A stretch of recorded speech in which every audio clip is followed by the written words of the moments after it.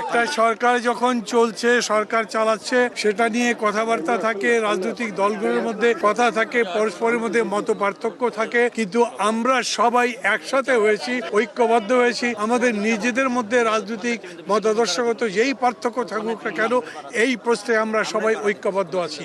আলোচনার মধ্যে যে প্রস্তাবগুলো এসছে তার মধ্যে কয়েকটা কথা কয়েকজন বলেছেন, ভারতের সাথে সম্পাদিত আমাদের সমস্ত চুক্তিগুলো রিভিউ করা, যে সমস্ত চুক্তি আমাদের জাতীয় স্বার্থের পরিপন্থী সেগুলোকে যাতে বাতিল করা হয়, সেজন্য বিভিন্ন রাজনৈতিক দলগুলো সরকারের কাছে প্রস্তাব দিয়েছেন, সরকার শুনেছেন এবং সরকার এই ব্যাপারে একমত হয়েছেন। তারা নিজেদের কথার মধ্যে দিয়েও সেটা প্রকাশ করেছেন যে আমরা বাংলাদেশ স্বাধীনভাবে নিজেদের সম্মান নিয়ে, বন্ধুত্বের সম্পর্ক নিয়ে বাঁচতে চাই। আমরা কারো কাছে মাথা নত করব না। কেউ যদি মনে করে যে সাম্প্রতিককালে আমাদের মধ্যে বিভেদ সৃষ্টি হয়েছে, এটা কোনো বিভেদ নয়।